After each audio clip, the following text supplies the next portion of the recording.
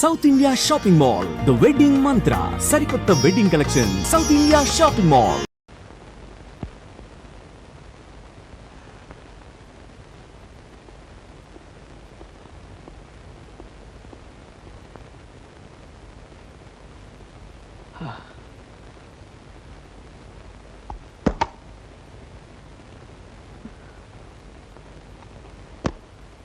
రాత్రి ఇంటికి రాలేదే?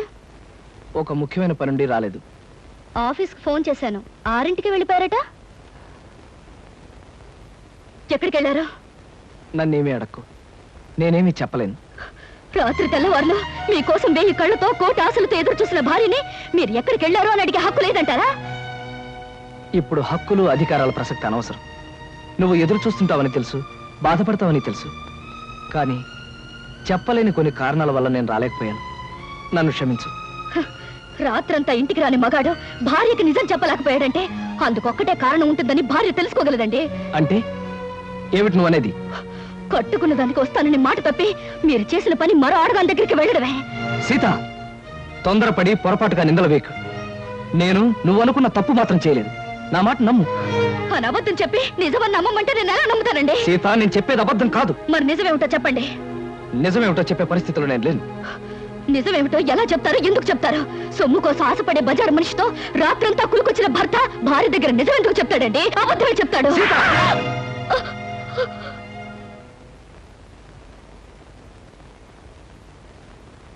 సీత, భార్యాభర్తల మధ్య ఉండవలసింది నమ్మకం.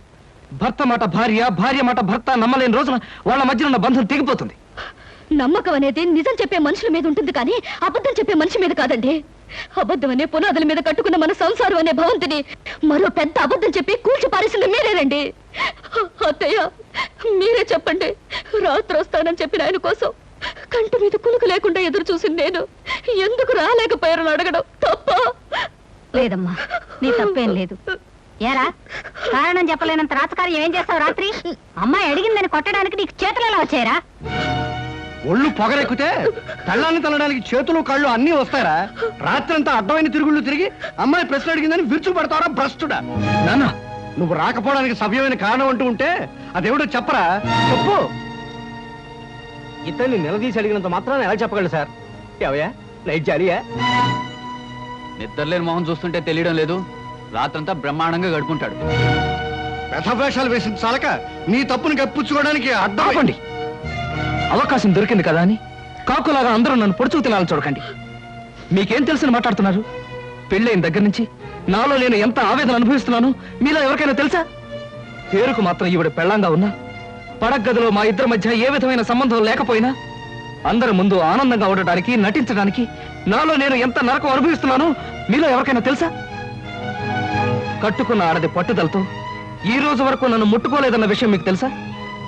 అయినా నేను ఆమెను ప్రేమిస్తున్నాను గనక, ఆమెకు అన్యాయం చేయలేను గనక ఈ క్షణం వరకు పరాయి ఆడదాని ఒక్క కన్నెత్తైనా చూడలేదన్న నిజం మీలో ఎవరికైనా తెలుసా? ఒక్క రాత్రి నేను ఎందుకు రాలేకపోయానో చెప్పలేనంత మాత్రాన నేను తప్పు చేసినట్టుగా కన్నవాళ్ళు భావించారు, పరాయి వాళ్ళు భావించారు, ఆఖరికి కట్టుకున్నది భావించింది.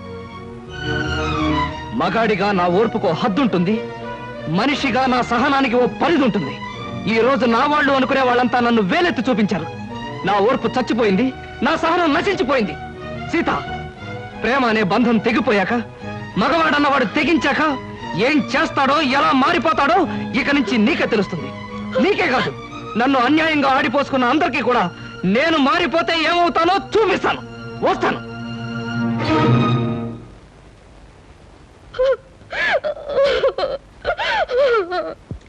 ఏమిటా సమాచారం?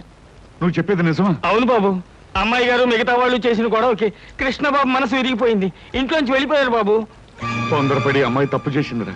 తప్పు చేసింది నేను కదా నాయన. అబద్ధంతో కట్టిన తాళికి తల ఉంచాను. అంతస్తులు వదిలి ఆయన ఇల్లాలుగా బ్రతకటం అలవాటు చేసుకున్నాను. మనసు మార్చుకుని ఆయనే దేవుడు అనుకునే క్షణంలో నన్ను, నా ప్రేమని నిర్లక్ష్యం చేశారు. నిన్న రాత్రంతా దేంతోనో గడిపి నా గుండె గాయం చేశారు. అది కాదు బావగారు, ఆ అత్తగారిది రాత్రంతా చిందులతో వచ్చాడు. ఎక్కడికి వెళ్ళేవరా, ఏం చేశారో అని అడిగితే కనీసం జవాబైనా చెప్పకపోతే దాని అర్థం ఏంటి చెప్పండి? చెప్పమంటావా Shankaraiah?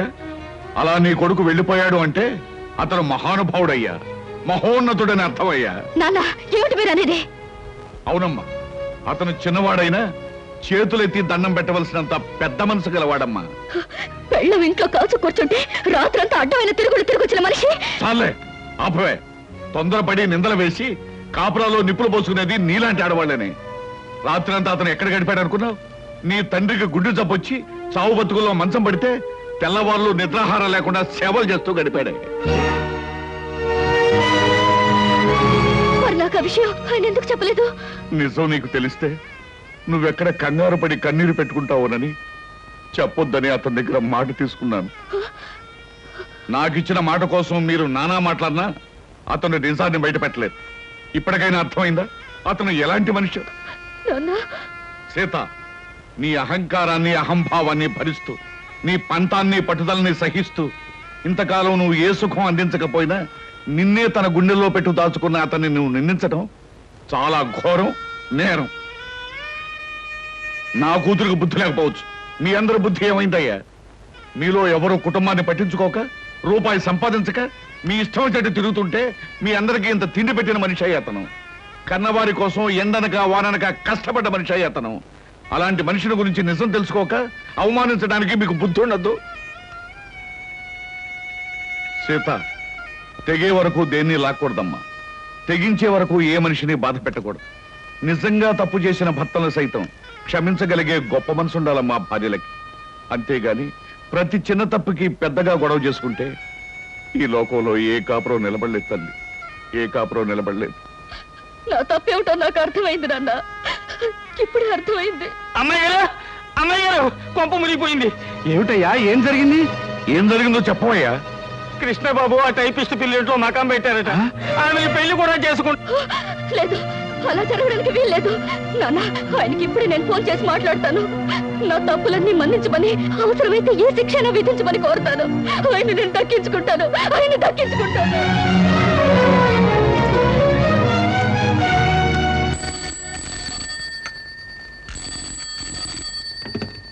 Hello, yes, home do you want? నేను కృష్ణ గారి మిస్సెస్ ని. ఆయనతో ఒకసారి మాట్లాడాలి.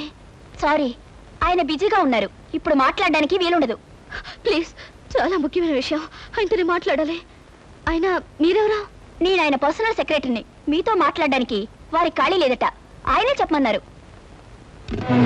Hello hello,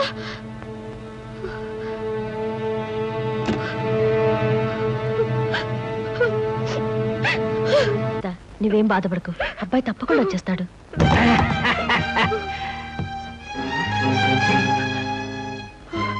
hello hello my dear house members, ఓ నా ప్రియమైన కుటుంబ సభ్యులారా, హౌ ఆర్ యు? మీరంతా ఎలా ఉన్నారు? ఏమిటి అలా చూస్తున్నారు? ఓహో, కాబోయే పెళ్లి కొడుకు పెళ్లి కూతురు ఎలా ఉన్నారా అని చూస్తున్నారా? డార్లింగ్, లేట్ ఎందుకు, విషయం చెప్పండి. ఓ యా యా స్వస్తి శ్రీ చాందమాన సంవత్సరస్, సారీ నోరు తిరగట్లేదు, డాష్ డాష్ లగ్నం ముందు వధువు చిరంజీవి సౌభాగ్యవతి లిల్లిని వరుడు రామకృష్ణకిచ్చి పెళ్లి చేయడానికి తామే నిర్ణయించుకున్నారు. కాబట్టి ఆ శుభముహూర్తమునకు మీరందరూ లక్ష్మీ కళ్యాణ మండపమునకు విచ్చేసి క్యూలో నిలబడి ఆశీర్వదించే ప్రార్థన ఇవ శుభలేఖలు.